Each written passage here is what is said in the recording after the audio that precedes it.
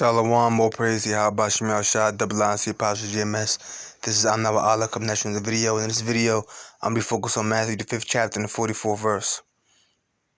I'm going to go right to the point. But I say unto you, love your enemies, bless them that curse you, do good to them that hate you, and pray for them which despitefully use you and persecute you. So I want to deal with the topic of loving your enemies. Because people think love your enemy means like, if the Ku Klux Klan come in your house and lynch your father, you gotta love that Klan member, Or somebody beat the hell out you, kill your mother, kill your whole family, you gotta love that person. It's not what that's talking about. Or, so-called Negroes trying to eat at a white-only restaurant, use the white-only bathroom or water fountain, and you getting your ass beat, you gotta love them anyway.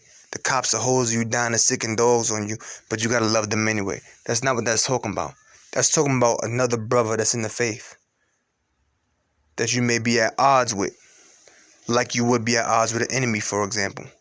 But though you're at odds with this brother, you're still supposed to love that brother. So let me read. But I say unto you, love your enemies, bless them that curse you, do good to them that hate you, and pray for them which despitefully use you and persecute you. So let's get into that. Now when you go to the book of 2 Thessalonians 1 and 6, it says, seeing it is a righteous thing with the Most High to recompense tribulation to them that trouble you. So wait a minute. One scripture says, love your enemies. But then this scripture says, it's a righteous thing with the Most High to recompense tribulation to them that trouble you.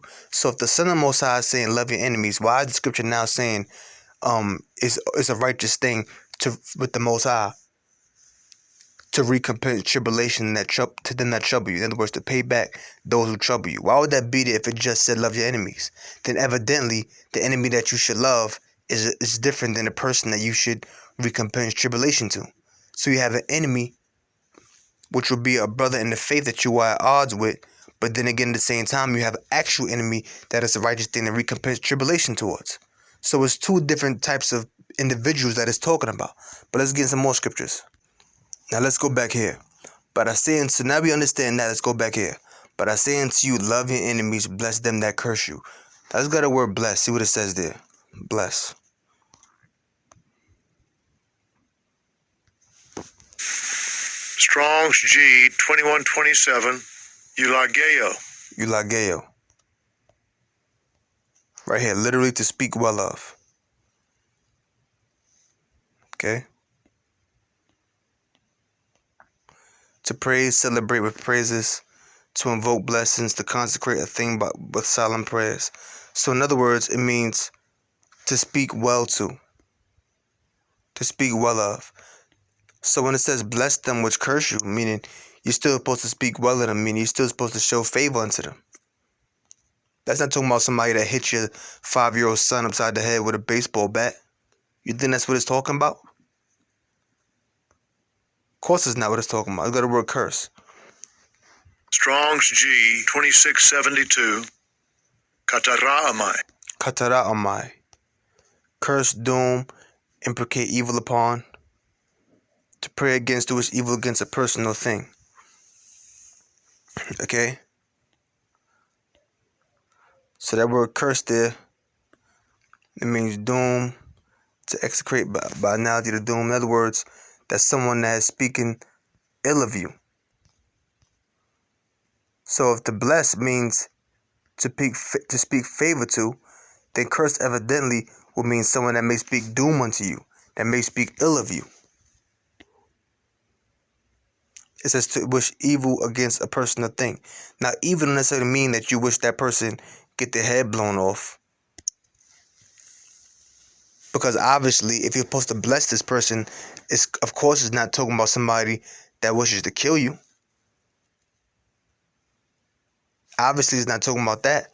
So if it says to bless them which curse you, then the one that you're supposed to bless or speak favor of is talking about another brother that's in the faith that you may be at odds with at that moment. You're still supposed to bless them though they may curse you, meaning though they may speak ill of you, you're still supposed to show favor unto them because they're still a brother. Get a quick scripture real quick. Proverbs chapter 24 verse 16. For a just man falleth 7 times, and riseth up again, but the wicked shall fall into mischief. What does that word falleth mean? or Nepal.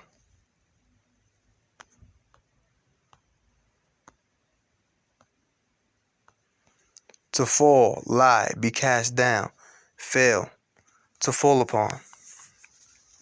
So basically means like to fall. So righteous man falleth 7 times. So guess what? A righteous man might go off. A righteous man may go off. But they falleth 7 times. They may go off continuously, but guess what? They rise again. But the wicked shall fall into mischief. Somebody that's wicked is just going to be straight up wicked. They're not going to rise again. They're going to do their wickedness, and they're never going to rise again because they aren't righteous. But a righteous man falleth 7 times and rises again. I mean, he may do something that's off, but guess what? He's going to rise again. He may do something that's off again, but guess what? He's going to rise again because he's a righteous man. That's the man of the Lord. Let's get another scripture.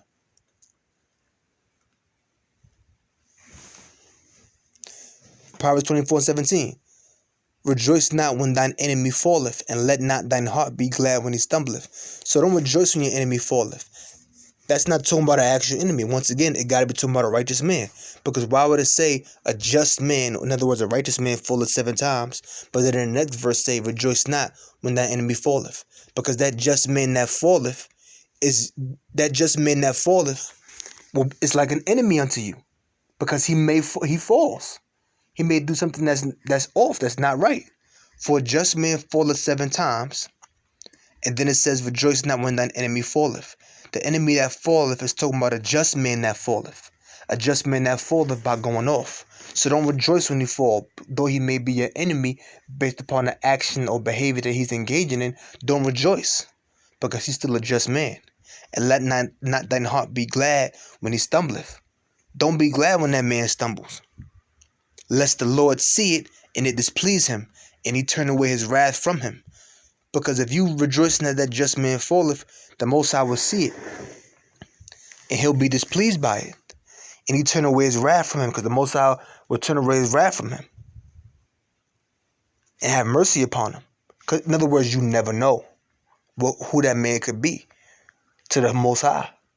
So I'm going to go through this again. For a just man falleth 7 times and riseth up again, but the wicked shall fall into mischief. So a just man, a righteous man, will go off 7 times. 7 doesn't literally mean 7. It means completion. Like if I said there's several people over there, it don't literally mean it's actually 7. It means it's multiple. So when it says a just man falleth 7 times, meaning a just man may go off multiple times and rise up again.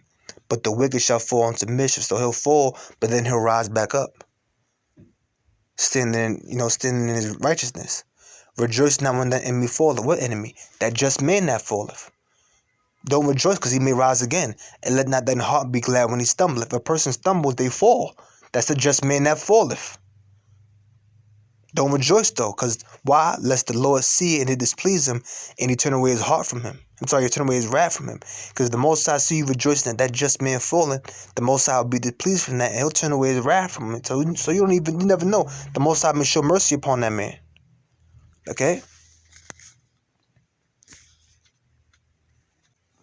Matthew 18:21. Then came Peter to him and said, Lord, how oft shall my brother sin against me, and I forgive him? Till 7 times? Yahushua saith unto him, I say not unto thee until 7 times, but until 70 times 7. Now, 7 represents completion. So he's saying, should I give him 7 times? Just in other words, should I forgive him multiple times? Should I forgive him every time he sins against me?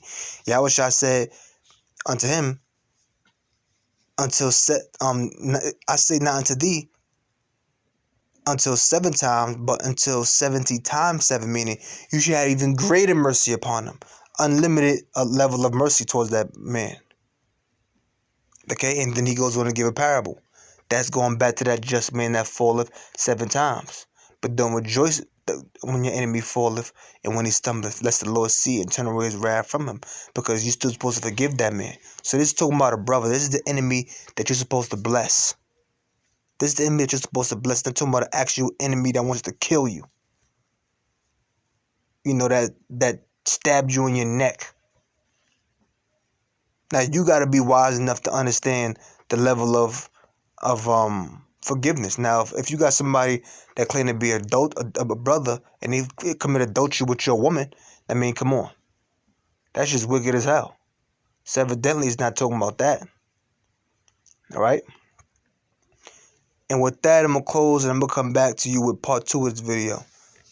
I don't know how much my information, how much data my phone has. So then I'm going to close. I'm still praise Yahweh Shemashah, the blood of the Apostle GMS. Till next time, Shalom.